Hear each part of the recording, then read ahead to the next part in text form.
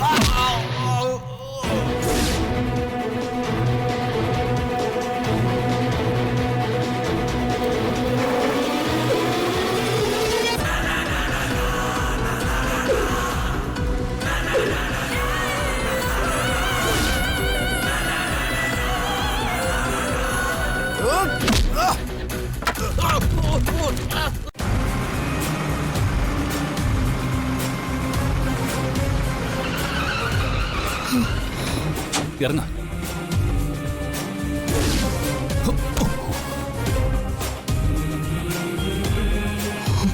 വാ വേഗം.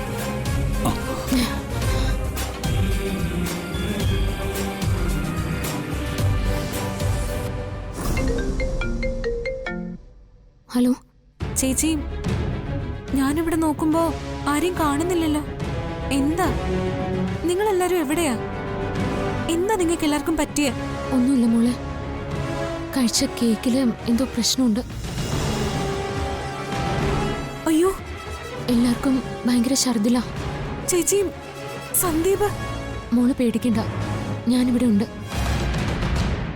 നീ തൽക്കാലം വയ്ക്ക, ഞാൻ വിളിക്കാവേ.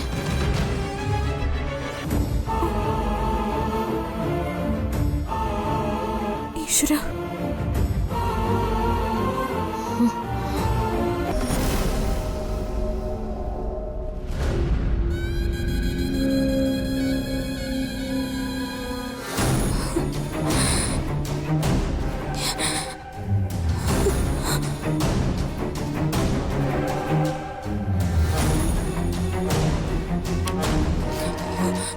ഡോക്ടർ എന്തായി? ഫുഡ് പോയ്സണാ. ആരുടെയും കാര്യമൊന്നും പറയാറായിട്ടില്ല. പ്രാഥമിക ചികിത്സ എല്ലാവർക്കും കൊടുത്തിട്ടുണ്ട്. കുഴഞ്ഞു വീഴുന്ന സമയത്ത് ചിലരുടെ തലയിലൊക്കെ പരിക്ക് പറ്റിയിട്ടുണ്ട്. ബാക്കി സ്കാനിംഗ് റിപ്പോർട്ട് വന്നെങ്കിലേ പറയാൻ പറ്റൂ. അല്ല, നിങ്ങളോടൊപ്പം ആണുങ്ങൾ ആരുമില്ലേ?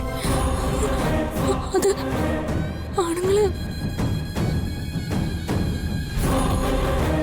ഉണ്ട് ഡോക്ടർ. നിങ്ങളൊന്ന് വന്നേ, വാ.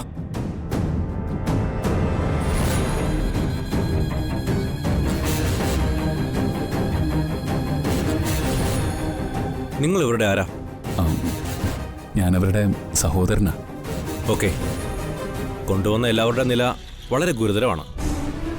നിങ്ങളുടെ കൂട്ടത്തിൽ ഒരു ഹാർട്ട് പേഷ്യൻ്റ് ഇല്ലേ? അദ്ദേഹത്തിനും പിന്നെ 1-2 പേർക്കും രക്ഷപ്പെടാൻ സാധ്യത വളരെ കുറവാണ്. ഞങ്ങളെ കൊണ്ടാവുന്ന തരത്തിലൊക്കെ ഞങ്ങൾ ശ്രമിക്കാം. പക്ഷേ 10% പോലും സാധ്യതയില്ല. ഹെവി പോയിസൺ ഉള്ളിപ്പോയത്. ഈ ഒരു കാര്യം സാവധാനം നിങ്ങളുടെ സഹോദരി പറഞ്ഞ് മനസ്സിലാക്കണം. ശരി ഡോക്ടർ.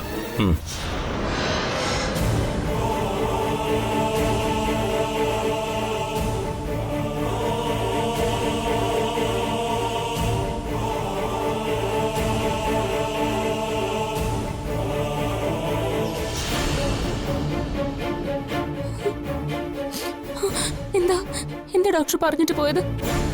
അല്ല, അത് എന്തായാലും പറയൂ. ഈ മറ്റൊന്നുമല്ല, എല്ലാവരുടെയും കാര്യം രാവിലെ ആയാലേ പറയാൻ പറ്റുമെന്ന ഡോക്ടർ പറഞ്ഞത്. നിങ്ങളിങ്ങനെ കരഞ്ഞിട്ടൊന്നും കാര്യമില്ല. എല്ലാവരെയും ഇതിൽ നിന്ന് രക്ഷപ്പെടുത്താൻ ദൈവത്തിന് മാത്രമേ കഴിയൂ. ഡോക്ടറും അങ്ങനെയാ പറഞ്ഞത്. നിങ്ങൾ ഏത് ദൈവത്തിൽ വിശ്വസിക്കുന്നവരായാലും സാരമില്ല. ഈ അവസരത്തിൽ പ്രാർത്ഥനയ്ക്കപ്പുറം ഒരു മരുന്നുമില്ല, ഒരു വഴിയുമില്ല. ദൈവത്തിന് മുന്നിൽ ചെന്ന് നിന്ന് കരഞ്ഞ് പ്രാർത്ഥിക്കാൻ. പ്രാർത്ഥനയ്ക്ക് ഉത്തരം നൽകുന്ന ദൈവത്തിന് മുന്നിൽ നിന്ന് അപേക്ഷിച്ചാൽ എല്ലാവരെയും അവിടുന്ന് കാത്തോളും.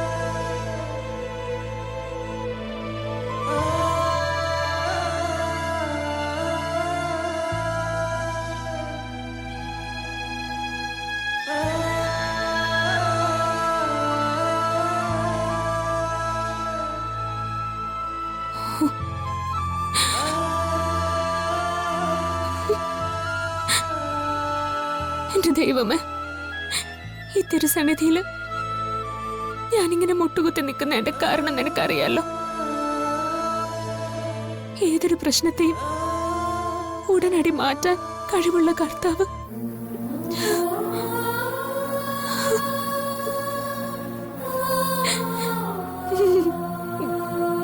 എന്റെ ഈ പ്രാർത്ഥന കേട്ട് അത്ഭുതം പ്രവർത്തിക്കുമെന്ന് ഞാൻ വിശ്വസിക്കുക. ആശുപത്രി കിടക്കുന്ന ഓരോരുത്തരും എനിക്ക് അത്രമേൽ പ്രിയപ്പെട്ടവരാ. അവർക്ക് എന്തേലും പറ്റിയ പോകുന്നത് എന്റെ ജീവനാ. എല്ലാവരെയും പഴയ സ്ഥിതിയിലേക്ക് കൊണ്ടുവരണേ. അവർക്ക് ഒരാപത്തും വരുത്തല്ലേ. കണ്ണുനീര് കാണുന്ന ദൈവം, മരിച്ചവരെ ഉയർത്തെഴുന്നേൽപ്പിക്കുന്ന ദൈവം എന്റെ ഈ പ്രാർത്ഥന കേൾക്കണം.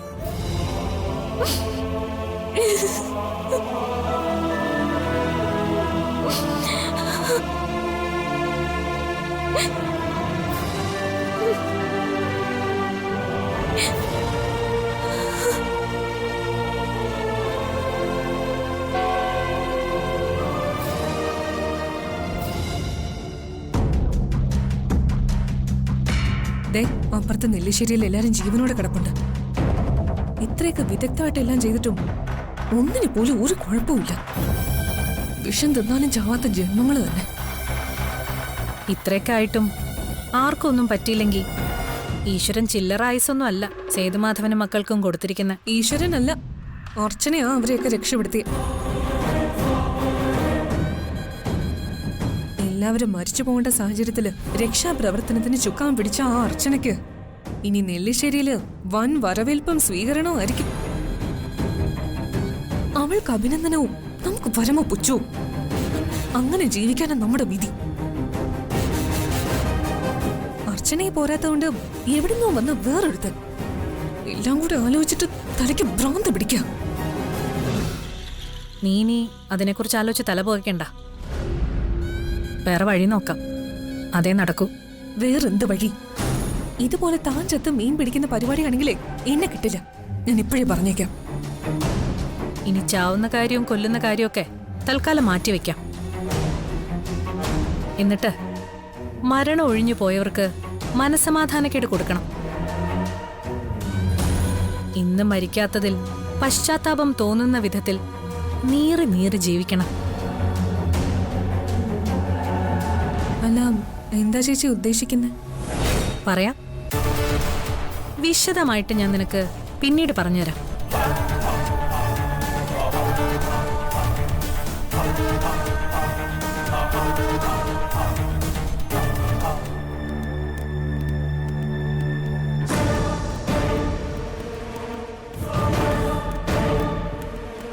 നിങ്ങളാണോ അർച്ചന? ഫോണിൽ എന്നോട് സംസാരിച്ച? അതെ സർ. ഞങ്ങൾക്ക് കുറച്ച് കാര്യങ്ങൾ അറിയണമായിരുന്നു, അതിനാ വന്നത്. ഇന്നലെ നടന്ന കാര്യങ്ങളെല്ലാം ഒന്ന് വിശദമായിട്ട് പറയാമോ?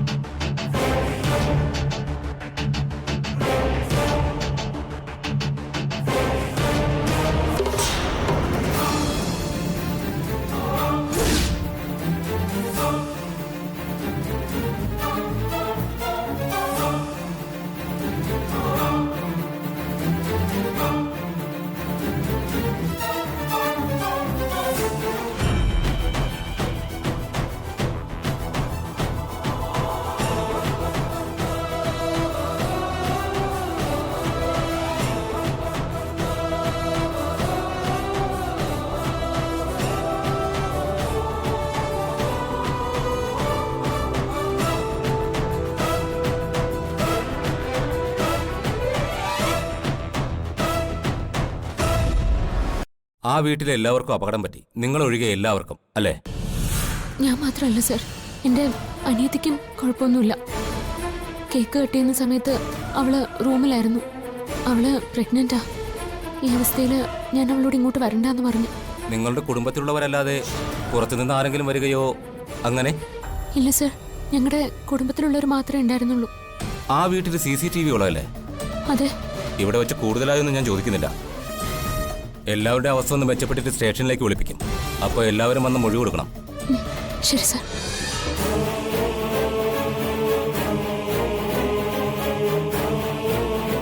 എന്തായി ഡോക്ടർ? അത്ഭുതം എന്ന് പറഞ്ഞാൽ മതി. ഇപ്പൊ ആർക്കും ഒരു കുഴപ്പമില്ല.